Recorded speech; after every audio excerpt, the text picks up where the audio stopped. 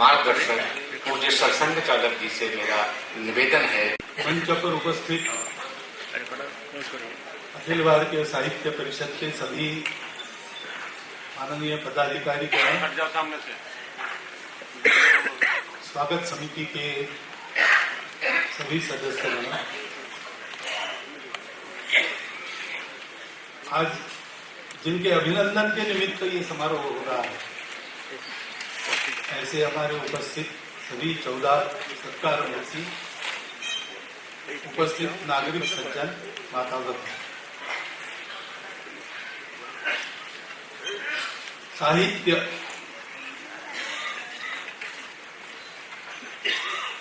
ये परिचित शब्द है हम सबका, और सर्वसाधारण कल्पना ऐसी है कि ये पढ़ने लिखने वालों का काम है। मुझे याद है, मैं जानवरों का डॉक्टर हूँ, जानवरों का डॉक्टर और साहित्य इसका कोई संबंध नहीं, ऐसा मानते हैं। कॉलेज में था, हमारे कॉलेज में मराठी वाङ्मय मंडल था, मेरे मराठी साहित्य मंडल था, तो उसका उद्घाटन करने के लिए नागपुर में पढ़ता था। नागपुर में विदर्भ में प्रसिद्ध साहित्यिक थे जीटी माड़खोलकर, गजानन त्र्यंबक माड़खोलकर, उनके घर में गया तो वो बड़े कड़े थे स्वभाव से।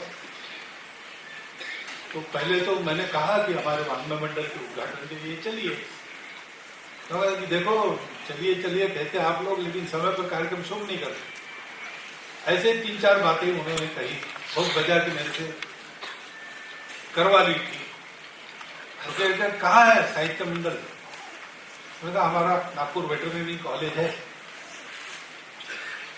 तो वेटरनरी कॉलेज पशु वैद्य की, हाँ वहां वाङ्मय मंडल है। हाँ ये कैसे? मैंने कहा वो पशु वैद्यों का कॉलेज है, वो वैद्य पशु नहीं है, क्योंकि वास्तव में साहित्य ये केवल साहित्य निर्मित प्रतिभा का, लेकिन साहित्य का आस्वाद और साहित्य के कारण संस्कार, ये तो सबकी आवश्यकता है। पूरे समाज को साहित्य प्रेरित करता है। डॉक्टर अंबेडकर साहब ने कहा है कि दुनिया में कोई भी बड़ा परिवर्तन आने के पहले एक बड़ी आध्यात्मिक जागृति होती है, और ये सत्य बात। कुछ एक नया स्पंदन आना है जो युग परिवर्तनकारी है, तो वो स्पंदन मूल से ही आना है। तो आध्यात्मिक जागृति होती है, उसके बाद परिवर्तन। लेकिन आध्यात्मिक जागृति भी कैसे होती है? तो पहले तो अनुभूति लेते हैं कुछ लोग, वो सबके बस की बात नहीं है। संत, ऋषि मुनि, साक्षात्कारी महात्मा, ये सब अपने अंदर अनुभूति करते, और उसके बाद उसको सामान्य लोगों तक पहुंचाते, मौखिक रूप में, लिखित रूप में, कथा प्रवचनों के माध्यम से, काव्य के माध्यम से, अथवा लेखन के माध्यम से, टीकाओं के माध्यम से। विद्वान पढ़ते हैं, उनकी चर्चाएं होती है, लोगों में वो चर्चाएं प्रसारित होती है, लोग उसका आशय समझते हैं, धीरे धीरे परिवर्तन आता है, लोगों का मानस बदलता है। तो साहित्य ऐसा भी एक बार चला था, ये किस लिए? साहित्य एक प्रतिभा है, कला है। तो केवल कला के लिए कला है कि समाज के लिए कला है? तो दो साहित्यकों के गुट बन गए, एक कला के लिए कला ऐसा मानने वाला, दूसरा समाज के लिए कला ऐसा मानने, दोनों अतिवादी। समाज को क्या चाहिए, क्या आवश्यक है, क्या देना है वगैरह गैर लागू बात है। हमको जो अच्छा लगता है, हमको जो अभिव्यक्ति करनी है, ऐसी इच्छा होती है, हम वो करेंगे। समाज का क्या होगा इसका विचार नहीं करेंगे, ऐसा एक पक्ष अतिवाद। और दूसरा था कि चाहे जब चाहे जो लिखना गलत बात है, समाज को जो आवश्यक है वही लिखना चाहिए। अगर दूसरा कुछ लिखा जाए तो उसको दंडित करना चाहिए। जैसे कम्युनिस्ट देशों में हुआ कि कम्युनिस्टों की एक जो मानी हुई विचारधारा थी, उसके विपरीत कुछ भी आएगा, वो सत्य भी हो, हितकर भी हो, लेकिन वो नहीं, उसको कैंसल करना, उसको बैन करना। परंतु हमेशा समाज धारणा का मार्ग यानी धर्म, वो मध्यम मार्ग होता है। तो साहित्य का सृजन स्वांत सुखाय होता है, अंदर कुछ बात भरी है तो उसकी अभिव्यक्ति हुए बिना मनुष्य को चैन नहीं पड़ता। कुछ अच्छा देखा, बड़ा आनंद होगा, जी भर के देखा, मात्र इससे समाधान नहीं होता, वापस आके वो बताना पड़ता। मैंने ये देखा, ऐसा देखा, बहुत मजा आया, ये सब बताना पड़ता है, तब वास्तव में समाधान होता है। और इसलिए यात्रा पर लोग जाते हैं, उसका प्रवास वर्णन। तो स्वार्थ सुखाय, प्रतिभा का जागरण और उसकी अभिव्यक्ति, ये तो पक्का है ही। परंतु ये अभिव्यक्ति जब होती है तब वो अपनी निजी नहीं रहती, वो सार्वजनिक हो जाती है। और कोई भी चीज सार्वजनिक करनी है तो उससे लोगों का नुकसान न हो, इतना तो कम से कम देखा ही है। लोगों का भला हो, ये हो तो बहुत अच्छा है, नहीं तो केवल मनोरंजन होगा। और इसलिए ये जो साहित्य है वो केवल लिखने बोलने वालों का नहीं है, वो सबका है। और साहित्य ये शब्द ही उसका प्रयोजन व्यक्त करता है। सहित यानी साथ आता है, एक अर्थ ऐसा होता है। रहित यानी नहीं रहना, साथ में न होना। त्रुटि रहित व्यवहार यानी कोई भी गलती नहीं होगी उसमें। वैसे गुण सहित व्यवहार यानी उसमें गुण साथ रहेंगे। सहित से साहित्य बना ऐसा मानते हैं तो वो साथ आता है। साथ क्या आता है मनुष्य के? अपने आप तो कहते साथ कुछ भी नहीं आता। आता है मुट्ठी बंद करके मनुष्य और जाता है हाथ खुले चले। लेकिन साथ उसके कर्म आते, कर्म को अपने उसको भोगना पड़ता है। भारत के सभी विचार संप्रदायों में कर्म का सिद्धांत मानते हैं। देवी देवता दर्शन सब अलग है, आस्तिक है नास्तिक है, ईश्वर मानने वाले हैं न मानने वाले हैं, आत्मा को अमर मानने वाले हैं, आत्मा को अशाश्वत मानने वाले, कई प्रकार है। परंतु कर्म उसका परिणाम, इसका चक्र चलता है। ये कर्म सिद्धांत सबको मानना, वो कर्म साथ में आता है। लेकिन मनुष्य कर्म कैसे करता है? संकल्प करता है। संकल्प के पीछे क्या होता है? संकल्प के पीछे उसका मन होता है, मन का राग द्वेष होता है। मन के राग द्वेष के पीछे बुद्धि का विवेक जब खड़ा हो जाता है तब कर्म हितकारी बनता है। गीता में है, आत्मानम रथिनम विद्धि बुद्धिम तु सारथी विद्युम मनम प्रग्रह इंद्रियाणि रथान्याहु। ऐसा पता है? मानो ये रथ है, उसके इंद्रिय शरीर अपना घोड़ा है, मन उसके लगाम है, बुद्धि सारथी है और मालिक आत्मा है जो बैठा है। आत्मा के प्रकाश में बुद्धि विवेकपूर्ण निर्णय देती है, उसके अनुसार मन चलता है तो रथ ठीक चलता है। तो मन के राग द्वेष है, लेकिन उन राग द्वेषों को बाजू रखकर हित का विचार करते हुए जो साथ आता है, सहित। मनुष्य करता है, उससे उसका हित या अहित होता है। करने के पीछे इतनी सारी प्रक्रिया है, उस प्रक्रिया को ठीक से चलाकर जो हित साध्य करता है वो साहित्य है। और इसलिए अभी गीत में भी परिषद के ये कहा गया कि वाल्मीकि के मुख से संवेदना के कारण, करुणा के कारण विश्रुत हुई बात साहित्य बनी। क्योंकि यद्यपि वो शापवाणी थी, उसके कारण काव्य पहली बार भौतिक सृष्टि में अवतीर्ण हुआ छंदबद्ध, और उसके कारण उस छंदबद्ध पद्धति से रामायण की कथा लिखी गई, जो बाद में सर्वदूर प्रचलित हुई। और वो रामायण की कथा भगवान राम की मर्यादा सामान्य लोगों तक पहुंचाती है, उनके जीवन में उस मर्यादा का आचरण प्रवर्तित करती है। इसलिए वह साहित्य साथ आने वाला जो कर्म है, उसको हित की दिशा में प्रेरणा देने वाला, विचार बुद्धि में उत्पन्न करने वाला जो होता है वो साहित्य है।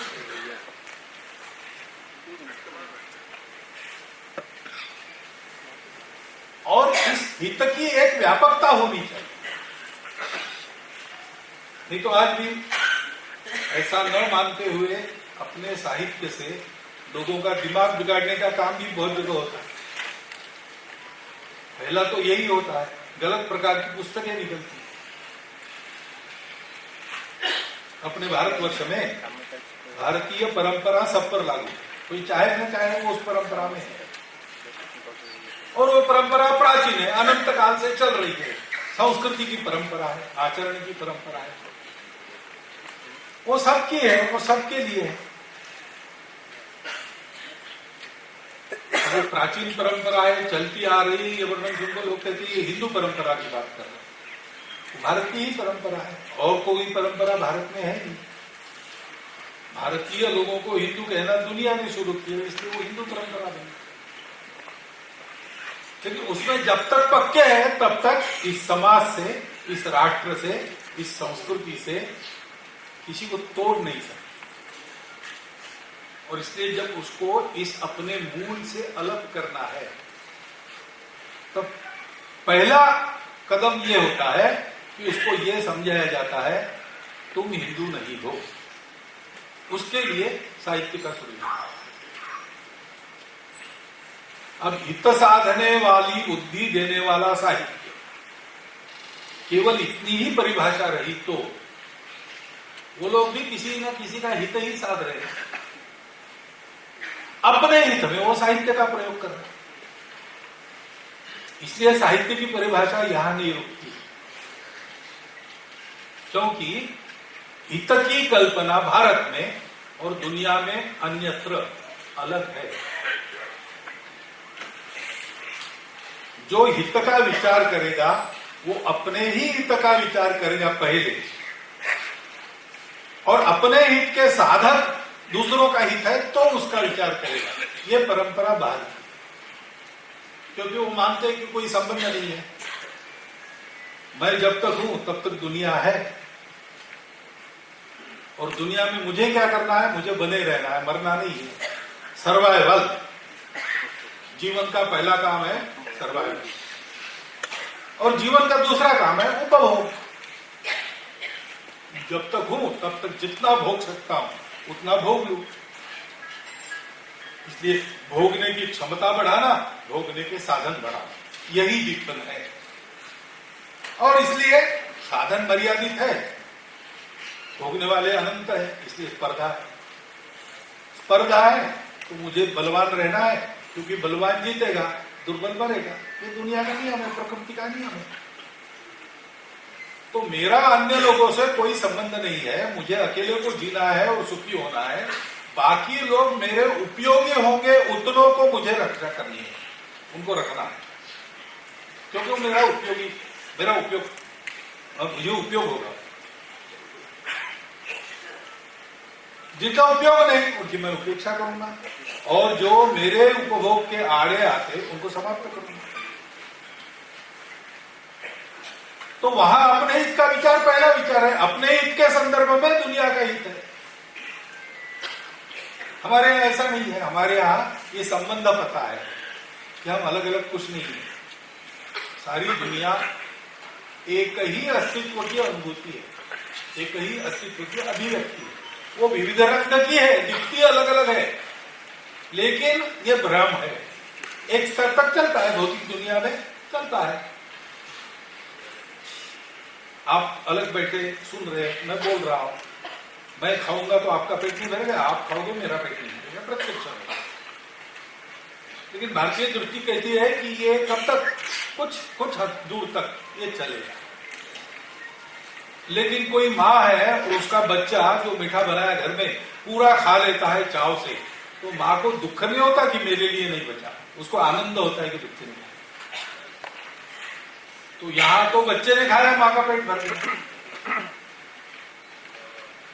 ऐसा ये दुनिया जो दिखती है अलगाव से भरी, अलग अलग प्रकार, अलग अलग भाषा, रंग, रूप, सब कुछ अलग अलग, ये एक दूर तक सत्य है, उसके बाद मिथ्या है। शाश्वत टिकने वाला सत्य क्या है?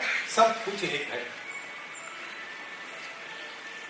और इसलिए जब हम हित कहते हैं तो मेरा हित नहीं, अपना हित नहीं, अपनों का हित, ये बात चलती, ये हमारे यहां चलता है। केवल मेरा हित है तो वो पशु है। आहार निद्रा भय में तुम नीच सामान्य में पशु न। पशु को अपने हित का ख्याल रहता है, अपने हित का विचार करने वाला मनुष्य पशु ही है। बैल घास खाता है, जब तक वो खा रहा दूसरे को खाने नहीं देता। दूसरा बैल आया तो उससे झगड़ा करता है, उसका खाना हो गया तो और किसी ने खाया क्या ना खाया उसको परवाह नहीं, वो छोड़ के चला जाता है, खाए जिसको खाना है। कल के लिए गट्ठर बांध के लिए नहीं जाता, क्योंकि उसको विचार ही नहीं है। उसको अपने जन्म का प्रयोजन पता नहीं, अपना मृत्यु का धोखा पता नहीं, बीच में क्या करना है पता नहीं, इसका विचार ही नहीं है। जन्म मिला उसको जीना है मरते दम तक, मर जाएगा छुट्टी। मनुष्य को ऐसा नहीं, मनुष्य को जन्म मिला उसके मन में प्रश्न आता है, ये दुनिया क्या है, कहाँ जा रही है, कहाँ से आई, मैं कौन हूं, कहाँ जा रहा हूं, कहाँ से आया, हम दोनों का संबंध क्या है, ये मनुष्य के मन में आता ही है। और जिज्ञासा होने के कारण वो आहार निद्रा भय मैथुन तक सीमित नहीं रहता, वो पता लगाता है क्या है। उसको जैसे सुख की तृष्णा है वैसे उसको जिज्ञासा भी है। और इसलिए सत्य जब पता चलता है तो उसका व्यवहार बदलता है, वो पशु नहीं है। इसलिए मनुष्य के लिए कहा है धर्मो ही तेषाम अधिको विशेषो धर्मो विहीन पशु समान। ये धर्म क्या है? हमारे यहाँ भाषाओं की बड़ी गड़बड़ होगी। मातृभाषा में लिखने वाले लेखकों का हमने सम्मान किया, बहुत आवश्यक है, उनका तो हम करेंगे, मातृभाषाओं का भी हम सम्मान करें। और लेखक मातृभाषाओं का प्रचार करेंगे, भाषाई एकता को आगे बढ़ाएंगे, समरसता आदि आवश्यक विषयों को लेके जाएंगे, तो उनके प्रोत्साहन के लिए हमने उनका अभिनंदन किया, अच्छी बात है। लेकिन भाषाओं का सम्मान उपयोग से होता है, पुष्पार देने से नहीं होता। हम अपने भाषाओं में व्यवहार करना सीखें। हमने वो छोड़ दिया, इतना छोड़ दिया कि हमारे भाषाओं के ग्रंथ समझने के लिए हमने उनके इंग्लिश भाषांतर पढ़े। अब अंग्रेजों के पास धर्म नाम की संकल्पना है नहीं, दुनिया में अन्यत्र कहीं नहीं है, भारत में है, और भारत से ही चीन जापान तक गई, उत्तर पूर्व दक्षिण पूर्व एशिया के देशों में गई। Pre Christian pre Islamic traditions में भारत से ही गई है, अन्यत्र है नहीं। और इसलिए अंग्रेजों को धर्म का प्रतिशब्द पता नहीं, उन्होंने उसको शब्द दे दिया रिलीजन। रिलीजन क्या है? पूजा पद्धति। भगवान का एक रूप मानते हैं, उसके और भक्त के बीच में मध्यस्थ बनने वाला एक मसीहा होता है, और उसने कोड ऑफ कॉन्डक्ट के नाते एक किताब दी, एक किताब, एक भगवान, एक मसीहा, उसके बाहर कुछ नहीं। इनको पूछना नहीं, इनका अनुसरण करना। क्यों पूछना है? इनके प्रति अंधविश्वास, श्रद्धा करिए, और बाकी कुछ नहीं, बाकी सब गलत है, यही सही है। अब धर्म ये रिलीजन है नहीं, पूजाओं में धर्म नहीं है, पूजा धर्म में है, पूजाओं में धर्म नहीं है। खान-पान रीति रिवाज धर्म में है, खान-पान रीति रिवाज में धर्म नहीं है। ये सब आचार धर्म है जो बदलते रहता है। शाश्वत धर्म क्या है? जो समाज को जोड़ता है, सृष्टि को जोड़ता है, जोड़कर सबको एक साथ उन्नत करता है और श्रेय की ओर पहुंचाता है, वो धर्म। बिखरने नहीं है, धारणा धर्म इत्यादि। इस लोक में परलोक में दोनों तरफ जो सुखकारी है, तथागत तो कहते हैं कि प्रारंभ में, मध्य में, आदि अंत में सर्वत्र जो सुखदायी है वो धर्म है। अभ्युदय निश्रेय सिद्धि सधर्म। और धर्म स्वभाव भी है। आग का धर्म है जलाना, पानी का धर्म है बहना, और धर्म कर्तव्य भी है। पुत्र धर्म है, राजा धर्म है, प्रजा धर्म है, पितृ धर्म है। समाज जुड़ा रहे, सृष्टि जुड़ी रहे, पर्यावरण सहित सबकी एक साथ उन्नति हो, इसलिए हर एक के स्वभाव को ध्यान में रखते हुए अभ्युदय और निश्रेय सबको प्राप्त हो, इसलिए उसके कर्तव्य का निर्धारण करने वाला शाश्वत नियम, उसको कहते धर्म। ये धर्म है, और वो धर्म, शाश्वत धर्म, श्रीमद् भागवत में बताया, उसके 4 पैर है। सत्य, करुणा, शुचिता, तपस। इन मूल्यों को विचार में, वाणी में और कृति में स्थिर जो करता है वो साहित्य, क्योंकि इससे हित होता है। हम मानते अपना हित हो गया, ऐसा नहीं होता है। संपूर्ण विश्व का हित होते ही सबका हित होगा। संपूर्ण विश्व का अहित होगा और मेरा हित होगा, यह संभव नहीं है। संपूर्ण विश्व छोड़ दीजिए, मेरे अपने गांव में कोई दुखी है, मेरा सुखी होना और रहना संभव नहीं। मैं भले ही कमाऊं भरपूर, लेकिन अगर दरिद्र है मेरे गांव में, अन्य लोगों में, एक ना एक दिन वो दरिद्र आदमी मेरी संपत्ति छीन लेगा। वो कितने दिन दुख में रहेगा? हो रहा है ना, ऐसा हो रहा है। क्योंकि सुख सबको चाहिए, लेकिन सुख स्वार्थ में नहीं है, सुख परोपकार में। सुख आत्म साक्षात्कार में है, सुख परोपकार में। यह बुद्धि देने वाला, और उसके लिए कैसे चलना, सत्य, शुचिता, करुणा, तपस, इन 4 मूल्यों पर ये धर्म सिखाने वाला साहित्य होता है। साहित्य का यही प्रयोजन है। नहीं तो मनुष्य के मनोविनोद के लिए, मनोरंजन के लिए, मन बुद्धि के सुख के लिए केवल साहित्य नहीं है, बहुत सी बातें। साहित्य का बिल्कुल गंदा नहीं है, ऐसे लोग भी सुखी होते हैं। थोड़ा कुछ नहीं चाहिए, कविता वगैरह, थोड़ा सा तंबाकू और चूना दे दो, मैं सुखी हो जाता हूं। तात्कालिक है, तो साहित्य की बात तात्कालिक, वैसे ऐसा साहित्य तात्कालिक सुख ही देता है। तो तात्कालिक सुख देने वाली ड्रग्स है, तंबाकू है, शराब है, बहुत सारा है। साहित्य की महत्ता उसके लिए नहीं है, मनोरंजन के लिए नहीं। साहित्य की महत्ता है मनुष्य को मनुष्य बनाता है, मनुष्य को एक जिम्मेवार मनुष्य बनाना और धर्म का पालन। अब आज अगर हम देखें परिस्थिति को, अपने देश की, दुनिया की, तो दुनिया में इसकी आवश्यकता है, अपने देश में भी है। दुनिया का एक अंग नाते अपने देश में भी है, और दुनिया की अपेक्षा पूर्ण करने वाले अंग के नाते और है, क्योंकि सारी दुनिया पिछले 2000 वर्ष अनेक समस्याओं से लड़ी, जूझी और सब उपाय कर लिए। सबसे पहले उन्होंने राजा बनाया। घुमंतु लोग थे पहले दुनिया में, घुमंतु थे तब तक तो ठीक था, लेकिन पहले उन्हें कबीले बनाने पड़े, क्योंकि अकेला आदमी जूझ नहीं सकता।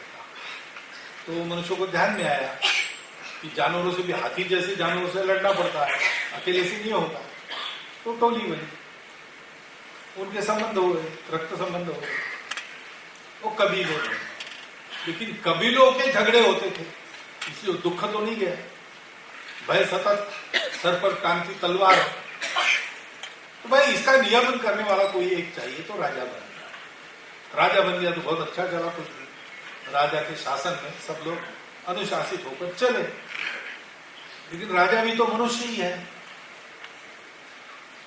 तो वो शासित दंडित तो करता था, लूटने भी लगा। मेरे पास चाहिए सब, मेरी दया पर बाकी रहे, मेरा ही माने। तो राजा जुर्मी हो गया। तो फिर साक्षात्कारी लोग निकले, उन्होंने कहा असली राजा तो भगवान है, राजाओं का राजा, भगवान को मानना पड़ेगा, वही राजा है, उसी की मानना है। राजा भी भगवान की मानकर चले तो उसको मारना, नहीं तो नहीं। राजा भी अनुशासित हो गया, अच्छा चला कुछ दिन। लेकिन वो साक्षात्कारी महात्मा चले गए, और बाद में उनके तैयार हुए साक्षात्कारी नहीं थे, तो उन्होंने एक जकड़न पैदा की जो मनुष्य के व्यक्ति स्वातंत्र को पूरा दबा देती, और राजाओं से दोस्ती हो गई, क्योंकि चोर चोर में उसे लेगा, स्वार्थ दोनों को है।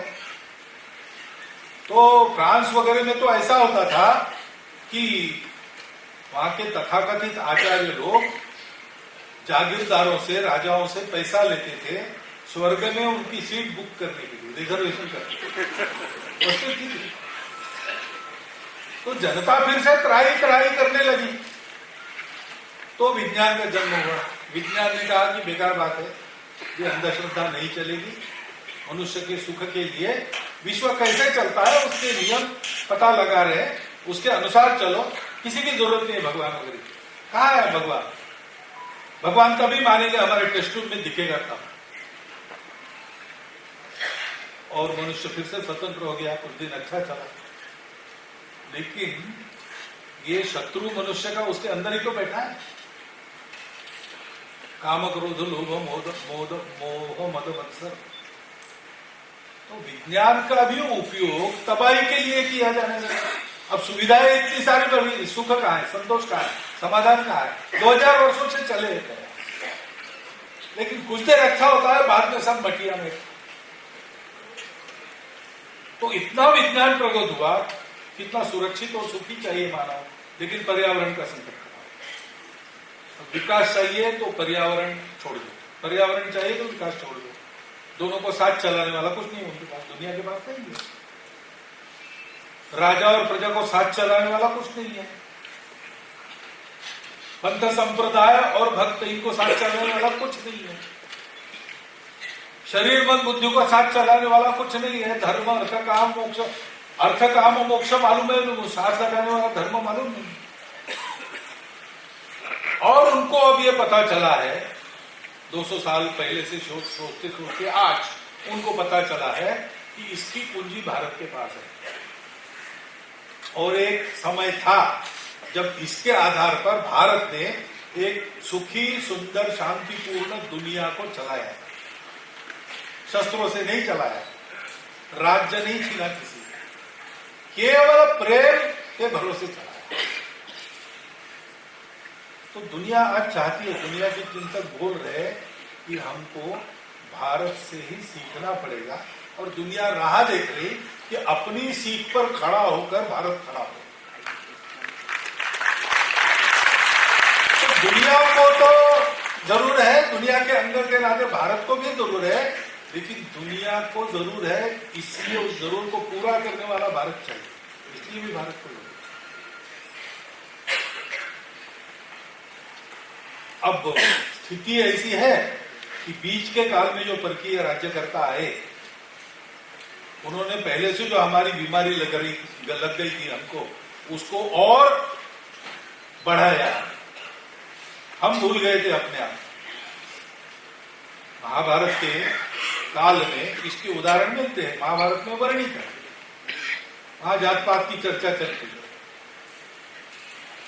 तो जात पात का भेद तो दिखाया ही है, करते हैं, लेकिन जात पात पर प्रश्नोत्तर है, उसमें धर्मराज कहते 3 बार महाभारत में प्रसंग है कि ये जन्मना जाति व्यवस्था गलत बात है, वर्ण भी गुण कर्मों से होते, जन्म से नहीं होते हैं, निस्संदिग्ध उत्तर है। तो समाज में ये एक संघर्ष चला है, भूलते जाता हुआ समाज अपने स्वार्थ में भूल कर भेद कर रहा है, और जिनको याद है वो बता रहे हैं कि ये गलत है, लेकिन हम भूलते चले। इन बातों को विदेशियों ने बढ़ा, और अंग्रेज ने रही सही कसर पूर्ण करके हमको पूर्णतः भुला दिया। हम मानने लगे हम निकम्मे हैं, क्योंकि हमारे बाप दादे भी निकम्मे ही थे, उन्होंने कोई रण गौरव, कोई धन गौरव प्राप्त नहीं किया, वो बस ऐसे ही धन के नशे में कुछ बड़बड़ाते थे, उसमें ही हमारे वेद पुराण उपनिषद उसी से बने। संपूर्ण आत्महीनता के पंख में हम डूब गए।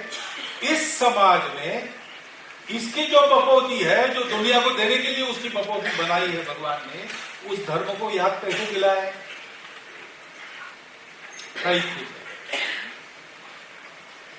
उस भूल के चलते इतने दिन की आचरण की आदतें बिगड़ गई, उन आदतों को ठीक करने वाले सुसंस्कार को कैसा दिया जाए? साहित्य। यह प्रयोजन साहित्य का है, और इसका लाभ लेके दूसरी भी बात हुई, हम भूल गए, हमको फिर याद दिला। इतने बड़े समाज में, विविधता भरे देश में ये एक महत् प्रयास है, बहुत परिश्रम करना पड़ेगा, क्योंकि इसको लागू किया तभी बहुत परिश्रम किया था ऋषियों ने, मुनियों ने।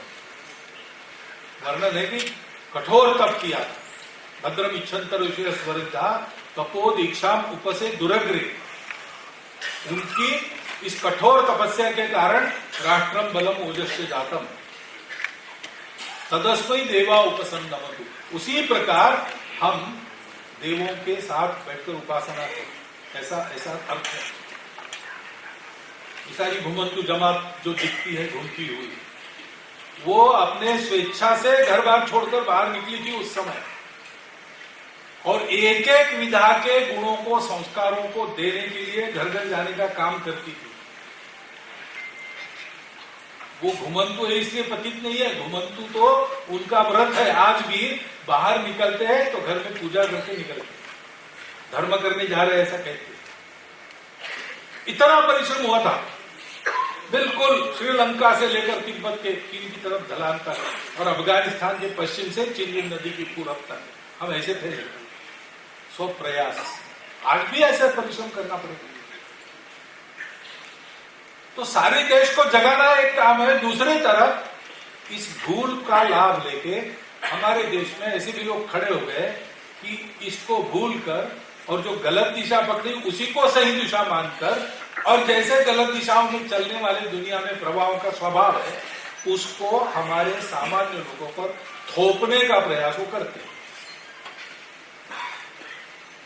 इतना प्रयास करने के बाद भी अभी तक बहुत बड़ा हिस्सा हमारे समाज का, जिनके पास हम लोग नहीं पहुंचते और जिनके पास वो लोग पहुंचते थोपने के लिए, वो उनका प्रतिकार करके अपनी परंपरा को सहेज कर रखने में यशस्वी हुआ है। लेकिन वहां भी साहित्य की आवश्यकता है, हमारे जाने की आवश्यकता है, क्योंकि भारतवर्ष उठना है। भारत की भी आवश्यकता है, ये दुनिया की भी आवश्यकता है। भारतवर्ष के समाज में सच साहित्य पहुंचना चाहिए। माध्यम वही है, कथा, कविता, नाटक, सब कुछ, चित्रकला, संगीत, नृत्य, कला, कारीगरी, सब बातों में हमारी संस्कृति है। हम भोजन कैसे करते, इसमें भी हमारी संस्कृति। बाएं तरफ क्या परोसना, दाहिने तरफ क्या परोसना, पहले क्या खाना, बाद में क्या खाना, इसके पीछे विज्ञान है। आज वो प्रकट हो रहा है। आज धीरे धीरे लोग जान रहे हैं कि हम समझते थे वैसी केवल परंपरा नहीं है, तर्क पर पूर्ण अधिष्ठित आज भी प्रतीति देने वाला विज्ञान है। लेकिन ये ज्ञान पहुंचाने वाला साहित्य चाहिए। मौखिक साहित्य, लिखित साहित्य, लोक परंपराओं का साहित्य, कविता, नाटक, यही सब साधन है।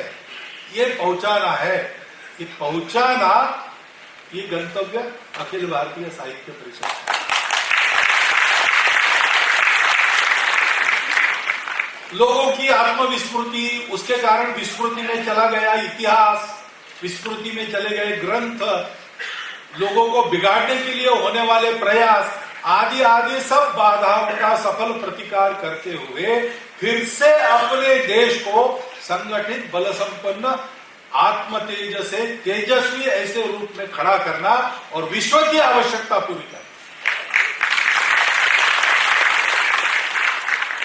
ये प्रयोजन है। ये प्रयोजन है, ये साहित्य का प्रयोजन है। और हमारे यहाँ परंपरा में इसी को कहते हैं धर्म संस्थापन। परित्राणाय साधूनां विनाशाय च दुष्कृतां धर्म संस्थापनार्थाय संभवामि युगे युगे। भगवान ने कहा है साधुओं का परित्राण और दुष्टों का निर्दालन भगवान स्वयं करेंगे, परंतु उसके लिए अधिष्ठान धर्म संस्थापना जो है उसका प्रयास भक्तों को पहले से करना पड़ता है। तब तक भगवान आते नहीं। वानर सेना थी, इसलिए राम वनों में आए। वानर सेना में धर्म का पक्ष लेके भूमिगत अवस्था में, लेकिन धर्म पर पक्के रहने वाले वीर थे, इसलिए भगवान राम आए। शमी पर से, शमी वृक्ष पर से अपने शस्त्र उतारकर पांडवों ने हाथ में लिए, इसलिए भगवान ने अर्जुन के रथ का सारथ्य किया। तो ये होना तो है क्योंकि वो दुनिया की आवश्यकता है।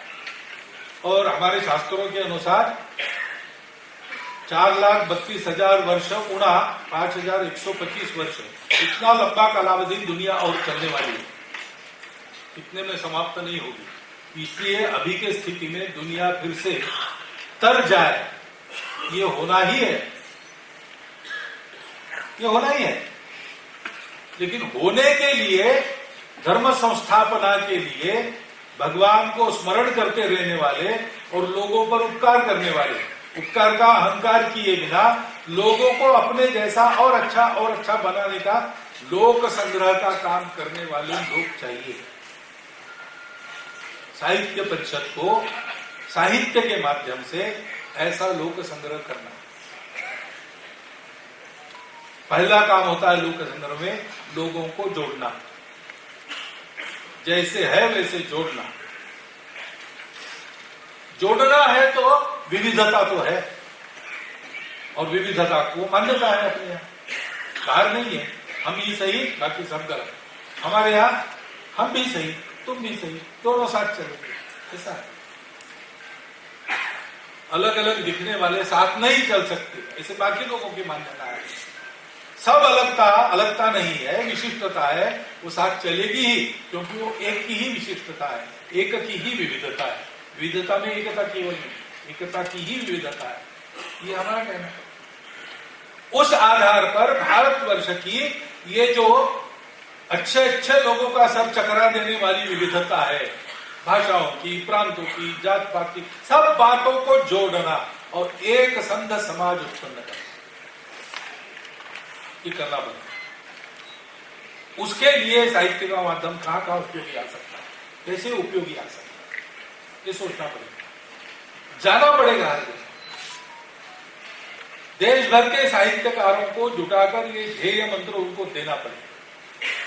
क्षमता है, सृजन चल रहा है साहित्य का, हमारे यहाँ प्रतिभाएं सोई नहीं, लेकिन उस अपने प्रयोजन की दिशा में वो अपना मुंह कर ले तो अनुशासित हो जाएगी और विश्व कल्याण का अपना प्रयोजन सफल करेगी। साहित्यकारों को इस प्रकार एक व्यूह में आबद्ध करना, एकता के एक सूत्र में पिरोकर लोकहित के विनियोग के लिए खड़ा करना, ये साहित्य परिषद का काम है। और साहित्य परिषद का काम है, यानी साहित्य परिषद को इसका ठेका दिया, ऐसा नहीं है। अपने देश को अपना मानने वाले हर समझदार व्यक्ति का ये काम है, साहित्य का माध्यम लेकर साहित्य परिषद करेगी। हम इसमें कुछ कर सकते हैं, हम लिख नहीं सकते मान लीजिए, लेकिन छपा हुआ साहित्य खरीद कर पढ़ सकते हैं ना। हम नहीं पढ़ सकते लेकिन लाइब्रेरी को दे सकते हैं। साहित्य परिषद के साहित्यकार ऐसे जाएंगे तो उनके जाने आने में सुविधा हो, ऐसा कुछ कर सकते हैं, कुछ ना कुछ कर ही सकते हैं। साहित्य परिषद के लिए हमारा नैतिक समर्थन समाज में खड़ा कर सकते हैं। सार्वजनिक कार्यक्रम किया है, क्यों किया है? साहित्य परिषद का काम तो साहित्य परिषद के कार्यकर्ता करें, लेकिन बहुत प्रकार के प्रयास होते हैं एक काम करने। यहां भाषण देने के लिए आना है तो पहले आना पड़ता है, प्रवास करना पड़ता, इसकी ही बातें करनी पड़ती, यहां माइक की व्यवस्था करनी पड़ती, ये सारा संचालन करना पड़ता है कार्यक्रम। यहाँ के भाषण करना है, मेरे अकेले का काम भी है, तो भी इतने सब लोग अपना काम करेंगे तब मेरा काम इसी माइक वाले ने गड़बड़ करेगी तो क्या होगा। तो प्रयोजन संभल करने में पूरे समाज का हाथ लगता है। 5 जो बताए हैं फैक्टर्स किसी भी कार्य की यशस्विता के लिए, अधिष्ठान, वैचारिक अधिष्ठान, उसका वर्णन हो गया। तथा कर्ता वो साहित्य परिषद है, उसके कार्यकर्ता है।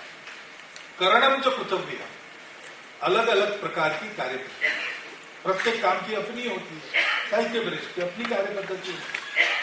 उसके साथ है विविधाश्च पृथक चेष्टा, एकदम भिन्न भिन्न अलग प्रयास करने पड़ते हैं एक काम को यशस्वी करने के। हम उसमें सहभागी हो सकते।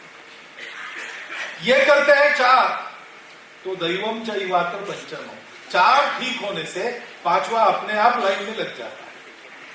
4 ठीक नहीं है तो 5वां भी आता है।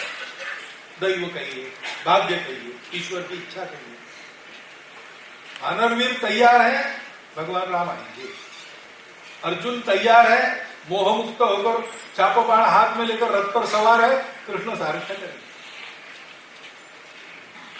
हम सबको यह सोचना पड़ेगा कि आज इस कार्यक्रम में उपस्थित रहकर 18 साहित्यकारों का सम्मान, 14 साहित्यकारों का जो अनुपस्थित रहे, उनका सम्मान होते हुए हमने देखा।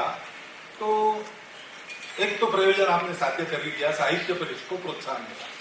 आप यहाँ उपस्थित है, उनको अच्छा लगा, उनका उत्साह, लेकिन केवल एक बार की बात नहीं, उनका काम चलेगा। तो अपने अपने स्थान पर इस कार्य के लिए हम कैसे सहायक हो सकते हैं, इसका विचार करके हम सबको इसमें सहयोगी बनना पड़ेगा, प्रत्यक्ष अप्रत्यक्ष रूप से। और सत्यम संकल्प का दाता श्री भगवान है, इस पर श्रद्धा है ही। उस श्रद्धा को लेकर साहित्य परिषद के कार्यकर्ता जितना समाज में जाएंगे और समाज को समझने वाली भाषा में साहित्य सृजना के द्वारा ये सारा विचार जो हित का विचार है, जो सबके हित का विचार है, इसलिए साहित्य है और जो कभी साथ छोड़ेगा नहीं, ऐसे अक्षर साहित्य की निर्मित करके समाज का प्रबोधन करना ये होता है। तो जिस प्रकार का भारत विश्व को चाहिए और भारत को भी अपने लिए चाहिए, उस प्रकार का भारत खड़ा होने में बहुत देर नहीं लगेगी, क्योंकि समय में करवट बदली है। और इसलिए इस प्रयास में लगना आवश्यक है। केवल हवा होने से काम नहीं चलता। यहाँ बहुत तूफान आते हैं उड़ीसा में, तो हमारे एक अधिकारी थे मोरोपन जी, बड़े हंसी मजाक वाले, उनके भाषण में भी होती थी, तो वो उदाहरण देते ही। मैं उड़ीसा में प्रवास में गया एक बार, और रिक्शा में बैठा, तो थोड़ी देर रिक्शा गई, तूफान शुरू हो गया, लेकिन रिक्शा जा रही थी। बाद में रिक्शा वाला उतर गया, उन्होंने कहा साहब उतरो, रिक्शा नहीं जाएगी। क्यों नहीं जाएगी? अरे भाई पंक्चर है। पंक्चर यानी क्या? हवा नहीं है। अरे इतनी हवा चल रही, पेड़ उखड़े खा रहे, हवा चल रही ट्यूब में नहीं है ना, वहां भरनी पड़ती है, उसके लिए पंप चाहिए। ये सारी बातें चाहिए। ऐसे ही बहुत प्यास लगी, ट्रेन से जा रहा था उड़ीसा में, बहुत तूफान वर्षा, गाड़ी रुकी है स्टेशन पर 3-4 घंटे। मैंने पूछा भाई पानी मिलेगा क्या? तो कहता है इतना पानी तो चल रहा है, लेकिन वो पीने के काम का नहीं होता है। बाढ़ बह रही, प्लेटफॉर्म के ऊपर पानी है, लेकिन उसका गिलास भर के पी नहीं सकते। वो पानी की प्रक्रिया करके पीने लायक बना के पीना पड़ता है। ऐसा हवा है, समय ने करवट बदली है, सब लोग चाहते हैं, लेकिन चाहने मात्र से नहीं होता, उसका प्रयास करना पड़ता। वो प्रयास ऐसे लोग करेंगे ही, उनके प्रयास में उनको बल मिले, शक्ति मिले, आप लोगों से भी उनको सहयोग मिले, ये इच्छा और शुभकामना उनके लिए प्रकट करता हूं। और मैं उस प्रयास में ऐसे बोलकर ही हाथ लगा सकता हूं, उतना काम मैंने कर दिया है, वो आपने देखा सुना शांति से इतना समय तक, इसलिए आपका धन्यवाद करता हूं। मेरे